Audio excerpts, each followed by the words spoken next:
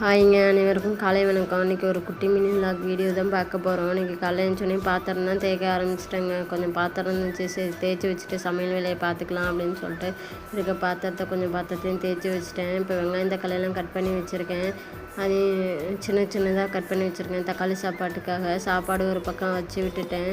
வெங்காயம் தக்காளி வணக்கிக்கலாம் அப்படின்னு சொல்லிட்டு ஒரு பக்கம் அதை செஞ்சிட்டு இருக்கிறதுக்குள்ளே ஏடிஎம் கார்டை காணும் அப்படின்னு சொல்லி அதுக்கு ஒரு பக்கம் புலம்ப ஆரம்பிச்சிட்டாங்க. சரி, ஏடிஎம் கார்டு தேடுறதுக்குள்ளே அரை மணி நேரம் போயிடுச்சுங்க. அதுலேயே நம்ம ஒரு பொருளை தேடும்போது கிடைக்கவே கிடைக்காதுங்க. மற்ற டைமில் நம்ம தச்சையெல்லாம் பார்த்தா அங்கேக்கு எங்கே கிடக்கும்.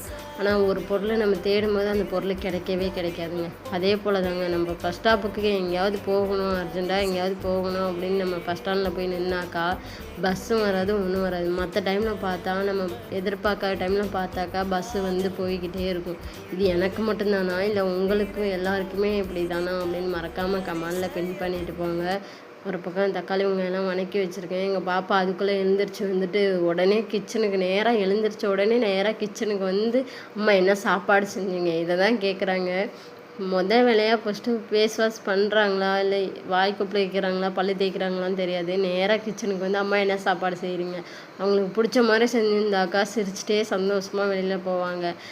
அவங்களுக்கு பிடிக்காது நம்ம ஏதாவது செஞ்சுட்டாக்கா ஒரே அழுகையை பிடிச்சிருவாங்க. இது எங்கள் குட்டீஸ் மட்டும்தான் அப்படியா இல்லை உங்கள் குட்டீஸ் எல்லாருமே இப்படி தான் பண்ணுறாங்களான்னு மறக்காமல் சொல்லிட்டு போங்க. வெங்காயம் தக்காளி ஒரு பக்கம் வதங்கிட்டுருக்கு. இப்போது உருளைக்கிழங்கு நான் இப்போ தாங்க ஃப்ரை பண்ணுவேன். ரொம்ப லேட் ஆகிடுச்சு. வெங்காயம் தக்காளியெல்லாம் போட மாட்டேன். சும்மா எண்ணெயிலேயே ஃப்ரை பண்ணி அதில் மசாலா போட்டு அப்படியே இறக்கிடுவேன் வேக விட்டு. இதுலேயும் வெங்காயம் தக்காளி சேர்த்துருக்கு, அதுலேயும் வெங்காயம் தக்காளி சேர்த்துருந்தா ரொம்ப இதுக்கு மேலே சாப்பிடவே மாட்டாங்க. இன்றைக்கே என்ன பண்ண காத்துட்ருக்காங்களோ தெரியல அப்படின்னு நினச்சிட்டு சாப்பாடு செய்ய ஆரம்பிச்சிட்டேன். அதுக்குள்ளே எங்கள் பெரிய பாப்பா சரி செய்கிறது தான் செய்கிறீங்க, கொஞ்சம் நல்லா செஞ்சு கொடுங்க அப்படின்னு சொல்லி கிச்சன் செல்ஃபில் ஏறி உட்காந்துட்டாங்க.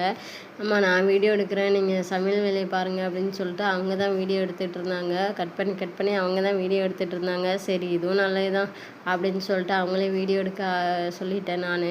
ஒரு பக்கம் பால்காரங்களும் வந்துட்டாங்க. பால் வாங்கி வச்சுட்டு வர்றதுக்குள்ளே சின்ன பாப்பா வந்துட்டு அவங்க வர்றதுக்குள்ளே எனக்கு அம்மா டீ வேணும் அப்படின்னு சொல்லி அடம் பிடிக்க ஆரம்பிச்சிட்டாங்க. நம்ம இந்த வேலையை பார்க்குறதா இல்லை அந்த வேலையை பார்க்குறதா இல்லை அவங்களுக்கு டீ போட்டு கொடுக்குறதானே தெரியல. சரி, 2 அடுப்புலேயும் 2 வேலை பார்த்துக்கிட்டு இருக்கோம். சாப்பாடு ஒரு பக்கம் வச்சாச்சு.